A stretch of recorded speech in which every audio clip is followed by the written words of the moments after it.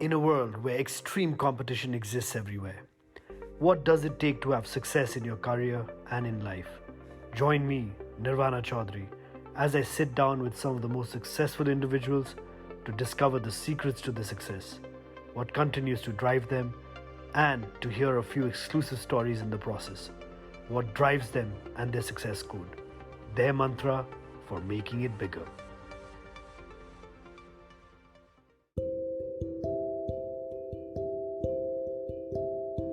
Hello, everyone. I'm back again with my podcast, Making It Bigger. I'm absolutely delighted today. I have two of my favorite siblings, Ali and Imran Baxamoosa. Brothers hailing from Pakistan, having started one of the most successful digital-enabled logistics company. Firstly, guys, welcome to Nepal and welcome to Making It Bigger, a podcast that features successful young entrepreneurs such as yourselves. Welcome to Nepal and the show. Thank you very much, Nirvana. Thank you for having us, Nirvana. Hi, everyone.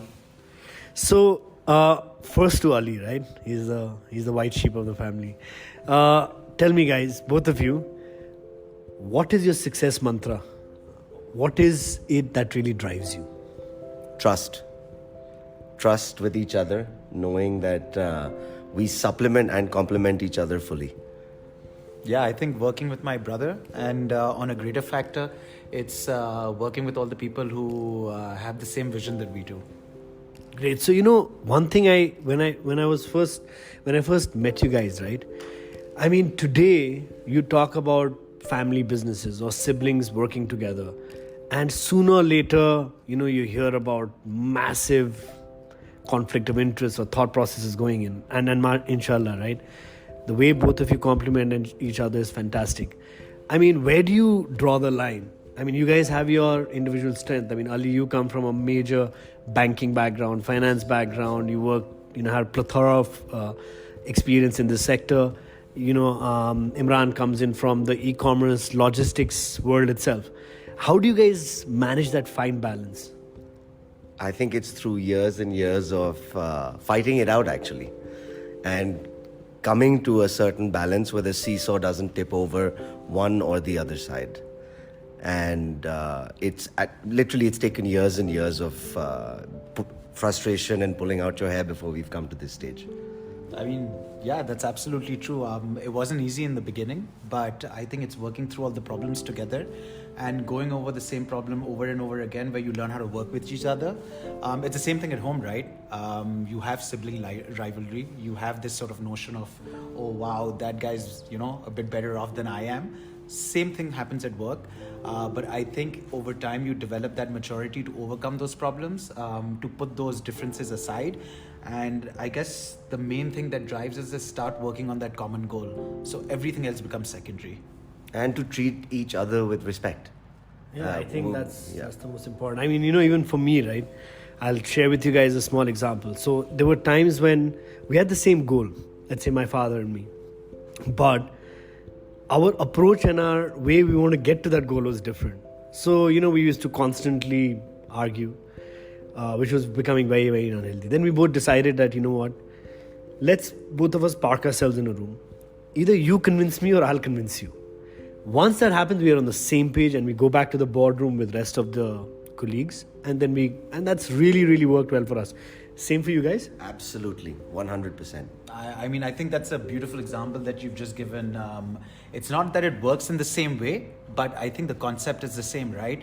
You develop your own personal strategies with each other of how to supplant or complement each other's strengths and weaknesses. And then I guess the example you gave us was how you did conflict resolution, right? I'm sure both of you are strong-headed, it seems like, after meeting Nirvana. I haven't met your dad as yet, but I've heard a lot about him and what he's achieved, right? And I believe by any standards, you are also a high achiever. And when you put two high achievers in the room, there's only one thing that's going to happen. Who's going to come out on top, right? So it's all about conflict resolution. And it becomes all the more harder when you have such an interpersonal relation, right? You've grown up together. You know each other's strengths and weaknesses. And you literally have to behave when you're in a room filled with other people. So that's when it tests you, right? And if you've learned how to develop that conflict resolution framework, either with your sibling or with your dad, or with any sort of family member that you're working with, I think the success that you gain after that, or things you can achieve, it's going to be next level.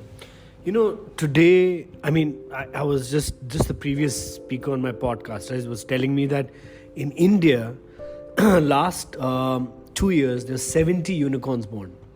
Last 9 months, 42 unicorns, right? I'm a firm believer of South Asia, firm believer. And you guys coming from Pakistan and really having achieved a very successful company, which I believe has just gone into IPO. So many congratulations for that. Thank you. But give me a larger narrative on South Asia in general, in terms of the opportunity and how you can overcome these barriers in terms of the political boundaries that has been made, number one. And number two, if you have a fantastic idea, which is happening now, especially during the COVID time or just before COVID, and COVID's accelerated it, how does one new tech entrepreneur who's enabling technology expand into this virgin market? So I think if I were to take this question, so the first thing is that you're absolutely right. These are political barriers, but they weren't created out of nothing. They were created out of a history of this entire region, right? And so first, let's put it there that we do respect this history. But having said that, it is up to the people and the private sector. In fact, it is up to the generation now to connect with each other, not even on business terms, but maybe on social terms, understand, and then we will be able to break those barriers. So it'll be a human-to-human connection, and I think that'll go a long way. Case in point, us. We're here in Nepal, guys, for the first time.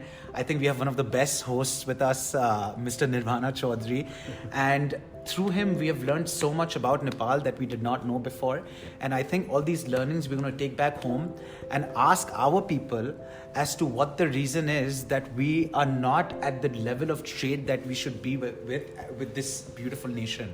And culturally, the way we speak. Do you feel with time things are changing rapidly? Absolutely. It is. I mean, we have family in India who we are very close to. Yeah. And we would like that relationship between these two countries, especially because that is the crux of it all. And I think we ourselves are poised in an industry which can help bridge this gap, because trade is the one language that will benefit this entire region. And continuing along this path can only be fruitful for all the countries involved. And what do you guys feel about the opportunity in emerging markets like Nepal? Like, do you see potential of the ideas that's already been tried, tested in a much more developed market like yours? Do you see opportunity over here?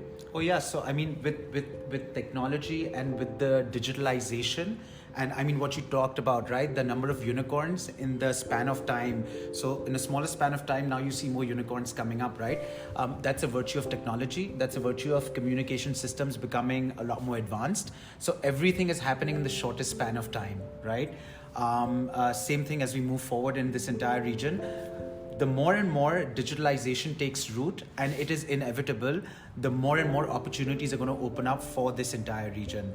And I believe right now, we being an offline society, and I think it's about 2% of overall trade that's actually online at this point in time, or a buzzword that you've heard of, e-commerce or m-commerce, right? So imagine the rest of the 98% that has to digitalize itself. How that will happen, what route it will take, is all about the opportunities that we're here to explore. And this specifically for Nepal is why reinvent the wheel? We've already been through a decade of this transition, and if we can bring it here much faster and make it happen within months and days, in fact, then that's the best opportunity possible. I just love the way you guys are already complimenting each other and finishing each other's sentences, right? Hats off to that. Tell me, 5 years from now, 5 years, okay, in the next 5 years, not 5 years from now, next 5 years, B2B or B2C or C2C, or G2C or G2G? First of all, Nirvana, I don't even know what G2G is. Government to government. Oh, okay. All right. You have these deals where opportunities where, let's say, for bilateral strengthening, head of the state comes to another country, a much more developing country, and says, you know what, we're going to help you build e-education platform, and here we're gonna have a company like Baiju come and do it. So it's primarily a G2G deal, but a primary private sector executes it. Next 5 years in South Asia, which out of these 5 do you think is the future? I would actually say all of them. And to create a platform where it becomes easier for all of this to happen seamlessly at the same time. Where people can connect, governments can connect, and all we do is facilitate this conversation to take place on whichever platform is available. So I have a slightly different approach to this, right? I feel like, remember when you entered our great cities like, let's say, Nepal, and let's say in Pakistan, or let's say in India, the biggest buildings and stuff you'd see would be like either churches, mandirs, or mosques, right? And now when you enter these great cities, you see the biggest buildings are governed by banks. But pretty soon, I think the biggest buildings are going to be occupied by private businesses, right? Entrepreneurs who started at the grassroots levels and changed not only the infrastructure of the economy, but the culture of the economy, and they're going to be the driving forces. So I think there's going to be a connection of businesses with businesses across this region, and they will have so much concentration of dictation of where to drive the economy, that in itself will create a cultural reform whereby we will again be able to connect and hopefully one day be able to drive all the way from Pakistan through India into Nepal without having a visa. And I think that day, when that comes, dude, it's going to be rocking in this region. Yeah, no EU. This is the SCU, the subcontinent. Yeah, I really believe in it. In fact, guys, I must tell you, 5 years ago, I actually started this particular movement called One South Asia, and I tried to get all the youth, political leaders, business leaders, the social entrepreneurs, all in one platform from all South Asian countries. Idea was eventually exactly to have One South Asia, but there's so much of learnings we have in South Asia alone, which is, a 1.5 billion population if you put everyone together, right? That it's like 1/4 of the world. Yeah. Quarter of the globe is right Yeah, here. and culturally and socially and history, there's so much of commonalities. Like when I go to some of my friends in Bangladesh or in India, I'm like, why aren't you guys expanding outside? That's the thought process of an entrepreneur. And they're like, yeah, there's so much to do in India, we just don't have the time. And I'm like, why don't you collaborate? Yeah, we'll get there when it is. But I really see this. My last question to you guys, Ali, where do you see yourself 5 years from now? Individually? That's a tough question. I really haven't thought of it that way. Which is good. Hopefully sitting on a beach, sipping on a Mai Tai, and dictating policies from there. But continuing the work that we do today, and achieving newer and newer heights for not just all our entities, but for people in general of this region. For this region. For so this you region, want to take absolutely. what you're creating in the entire world of logistics, supply chain, e-commerce, and everything that goes in between. You want to take it all across Pakistan, right? Yeah, and maybe to the globe. I mean, look, using this region as a stepping stone, because think about it. Where else do you have 3-4 countries where everybody understands each other's mother tongue? We can all speak in English, but for Urdu, Hindi, Nepali, even our regional languages, they're all so similar that we can still understand each other. And this is the hotbed of activity that's going to take it into the next Imran, decade. apart from the movies, where else? Dude, I told you, 5 years from now, I see myself driving with the hood down all the way from Pakistan to Nepal through India without a visa. And if we can make that happen, I mean, that'd be fantastic. Inshallah, guys. I'm absolutely delighted to have you guys here. Every time I'm speaking to entrepreneurs like yourselves, I learned so much individually, and thank you so much for doing this. And I wish you guys and your journey the very best of luck. Thank you very much for this opportunity, and peace. Thank you for having us, Nirvana. It's awesome.